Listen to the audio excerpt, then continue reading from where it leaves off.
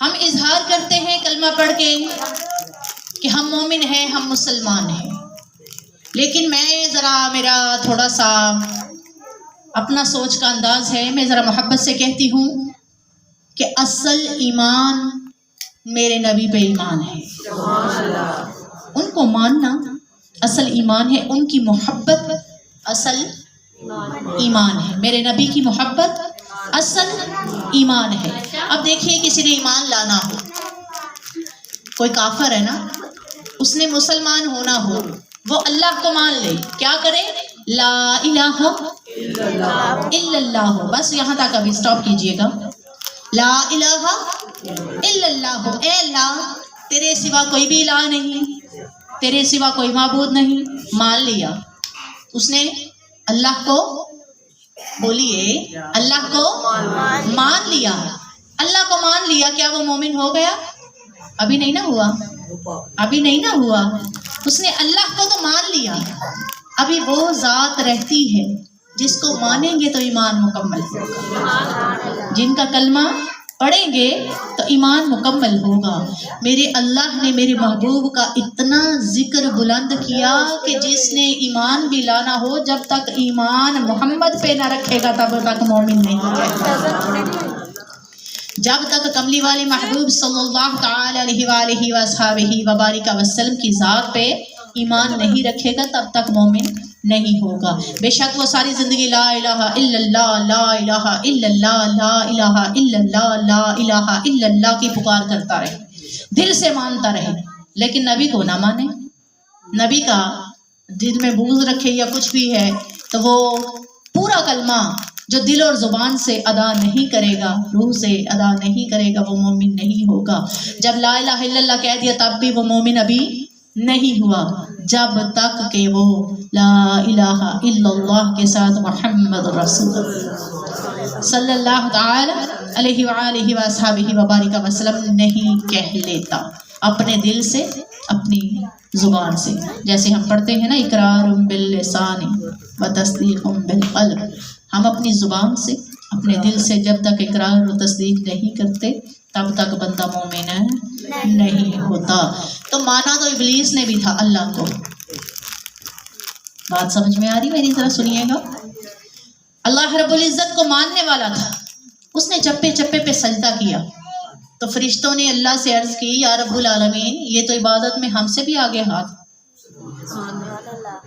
ہم سے بھی آگے نکل گیا، اے اللہ تو ان کو ہمارا سردار نہیں بنا دیتا؟ فرشتوں نے خود کہہ کے بنوایا اپنا سردار کہ یہ ابلیس جو ہے اس کو ہمارا سردار بنا دے، کہ بڑا عبادت کرنے والا ہے۔ اللہ نے فرشتوں کے کہنے پہ اس کو سردار بنا دیا، لیکن اللہ کو تو وہ مانتا تھا، اس نے اللہ کے آگے سجدہ کرنے سے کبھی انکار کیا؟ بولیے، اس نے تو اللہ کے سامنے تو سجدہ کرنے سے انکار نہیں کیا، اللہ کو تو وہ سجدہ کرتا تھا، عبادت کرتا تھا، اتنی عبادت، پھر کیوں وہ دھتکارا گیا؟ پھر وہ لعنتی کیوں قرار پایا؟ بے شک اس نے میرے نبی پاک صلی اللہ تعالی علیہ وآلہ وصحبہ وبارک وسلم کے نور کو پہچان نہ سکا، خود کو اعلیٰ سمجھا، تکبر کیا۔ جو نور مصطفیٰ میرے رب نے بابا آدم علیہ السلام میں رکھا تھا، اللہ نے کہڑا صرف بتوں ہی سجدہ کروایا؟ بات سمجھ میں آ رہی؟ اللہ نے کون سا باب آدم کے جسم کو ہی سجدہ کروایا تھا؟ جب اس نے روح پھونکی ساتھ میں نور مصطفیٰ بھی رکھ دیا، سبحان اللہ، تو اس کو سجدہ بیسیکلی کروایا تھا۔ تو اس نے جب سجدہ نہیں کیا تو اللہ نے فرمایا کہ مینو منیا گل نہیں بنتی جنی دیر تک اینو نہ منو، کلا مینو منو تے گل نہیں بنتی جنی دیر تک اینو نہ منو۔ تو پتہ کیا چلا؟ اللہ کو تو شیطان نے بھی، ابلیس نے بھی مانا تھا، تو نبی کو نہیں مانا تھا۔ تو پتہ لگا اللہ کو بھی مانے، ساتھ میں جس کو، صرف ایک کو ہی نہیں، جس کو اللہ منا رہا ہے ساتھ اس کو بھی مانے، تب ایمان مکمل ہوتا ہے۔ اتنے انبیاء کرام ہیں، ہمیں تو نام بھی کمپلیٹ نہیں آتے، بات سمجھ میں آ رہی ہے؟ تقریباً کم و بیش 1,24,000 نبی رسول ہیں، ہمیں تو ان کے نام بھی نہیں پتہ، آتے نہیں ہیں، تو لیکن ایمان سب پہ ہونا چاہیے۔ ਭਾਵੇਂ ਸਾਨੂੰ ਪਤਾ है ਤੇ ਭਾਵੇਂ नहीं पता, साडा ईमान उन्हां ते होना चाहिए। हमारा उन पे ईमान, अगर एक के बारे में भी, हालांकि हमें तादाद भी पूरी नहीं पता, हम कमोवेश कहते हैं कि पता नहीं इतने हैं या इतने हैं, थोड़े हैं या ज्यादा, 1,24,000 से कम है कुछ या ज्यादा है कुछ, हमें तो तादाद भी नहीं पता। लेकिन हमारा ईमान क्या है, जितने भी अल्लाह ने रसूल भेजे, जितने भी नबी भेजे, हमारा उन सब पे ईमान है। अगर थिड़क गया, थिड़कना समझते, अगर थोड़ा सा भी राह से इधर या उधर दिल में आ गया ना, तो बंदा बेईमान हो गया, वो ईमान की हद से खारिज हो जाता है।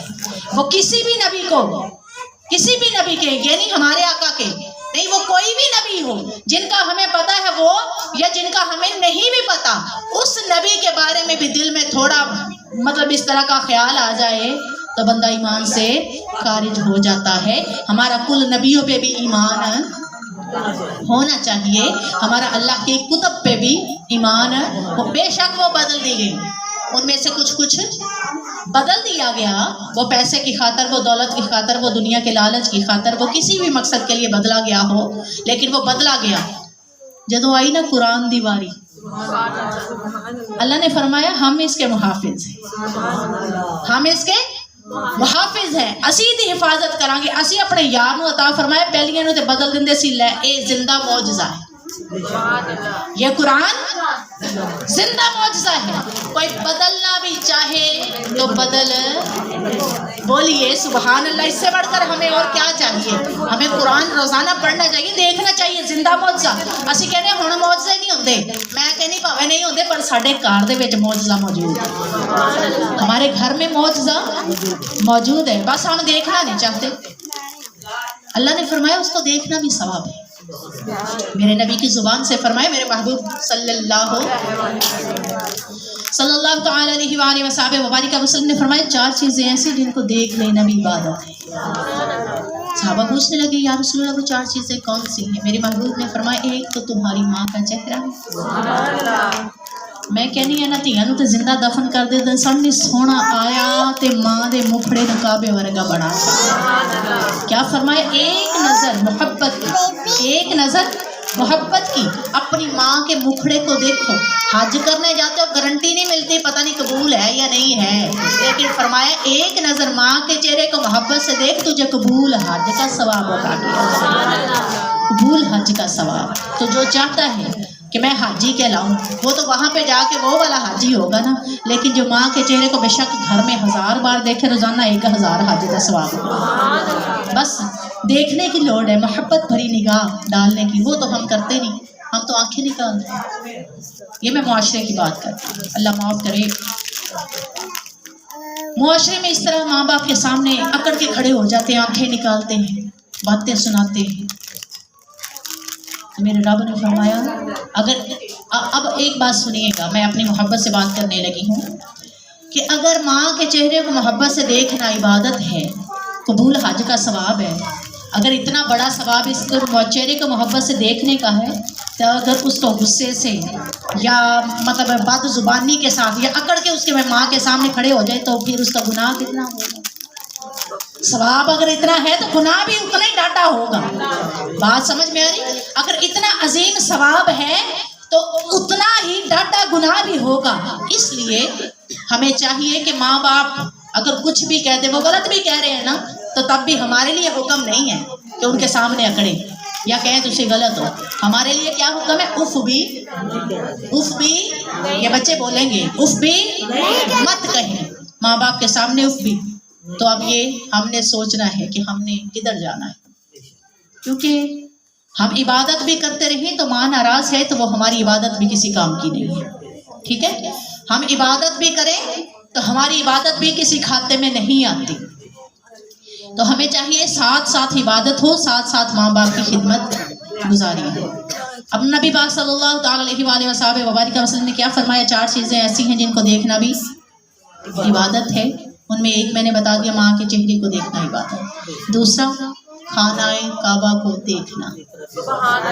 तीसरा, कुरान को देखना भी इबादत। देखना عبادت ہے۔ اب قرآن کو جنہوں نے حفظ کیا ہوتا ہے سینے میں بسایا، بولا کریں بچے، آپ تو بولا کریں، آپ کو لفظوں کو پتہ ہوتا ہے نا آگے کیا پڑھنا ہے۔ جس نے قرآن کو سینے میں بسایا ہوتا ہے وہ حفظ کیا ہوتا ہے، وہ تو زبانی بھی پڑھ سکتا ہے، لیکن زبانی پڑھنے سے بھی زیادہ بہتر ہے قرآن کو کھول کے بے شک حفظ بھی کیا ہو، ساتھ میں دیدار بھی کرتا جائے، ساتھ میں تلاوت بھی قرآن بھی کرتا جائے، اس کا بھی ثواب ملتا ہے، اس کا بھی ثواب ملتا ہے۔ تو پتہ چلا قرآن کو دیکھنا بھی عبادت ہے۔ پھر میری محبوب دانے غیوب صلی اللہ تعالی علیہ وآلہ وصحبہ وبارک وسلم کا فرمان ذی شان ہے کہ علی کے چہرے کو دیکھنا بھی عبادت ہے۔ اب صحابہ نے یہاں سوال اٹھایا کہ یا رسول اللہ صلی اللہ تعالی علیہ وآلہ وصحبہ وبارک وسلم، ہم تو علی کے چہرے کو دیکھ لیں گے، ہم تو دیکھ رہے ہیں نا۔ اکثر صحابہ کی عادت ہوتی ہے، حضرت سیدنا ابو بکر صدیق رضی اللہ تعالیٰ عنہ اکثر یہ دیکھیے گا، یہ یار ہے نا، 4 یار مشہور ہے نا، تو یہ یار آپس میں بیٹھے ہوتے تھے نا، تو اکثر حضرت سیدنا ابو بکر صدیق یوں ٹکٹکی باندھ کے نا تو علی کے چہرے کو دیکھتے ہیں۔ پوچھنے والے پوچھتے ہیں تسی کی علی دے چہرے نو ویکھ لو، کیا تسی علی دے چہرے تک دے رہندے ہو، ٹکٹکی باندھ کے محبت نہ تک دے رہندے ہو؟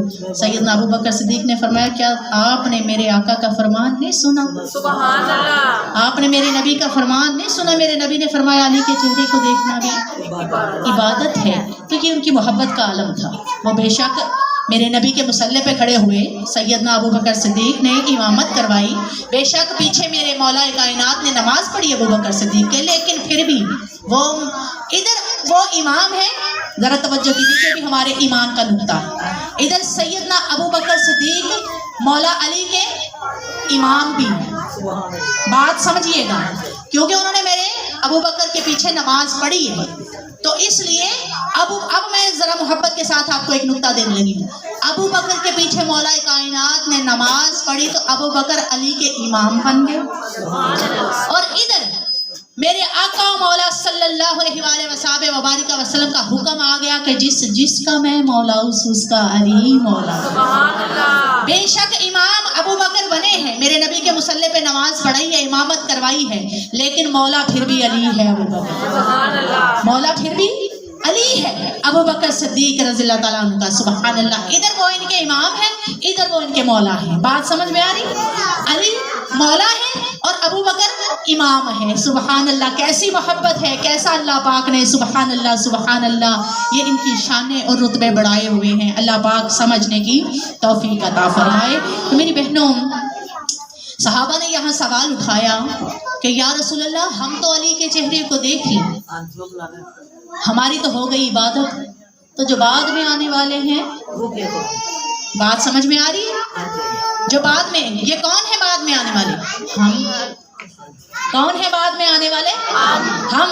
ہمارے سے پہلے جو گزر گئے، ہمارے بعد جو آنے والے ہیں۔ فرمایا یا رسول اللہ وہ کتنی اچھی شان ہے تہاڈی، میرے نبی دے ذکر دی محفل سجی وچ ساڈا بھی ذکر ہو، ساڈا گناہگاراں دا بھی ذکر۔ یا رسول اللہ جنہوں نے علی کے چہرے کو نہیں دیکھا، میرے محبوب نے فرمایا وہ بھی محروم نہیں رہیں گے، وہ بھی محروم نہیں رہیں گے، وہ بھی پائیں گے۔ یا رسول اللہ وہ کیسے؟ میرے محبوب نے فرمایا تم تو دیکھ لیتے ہو، تمہیں تو دیکھنے کا ثواب عبادت بن جائے گا۔ انہوں نے دیکھنا تو نہیں ہے، لیکن وہ علی کا ذکر کر لیں تو ان کے لیے عبادت بن جائے گا۔ اب مولا علی کا ذکر کرنا بھی ہمارے لیے عبادت بن جاتا ہے، ہمارے لیے ثواب کا باعث ہے۔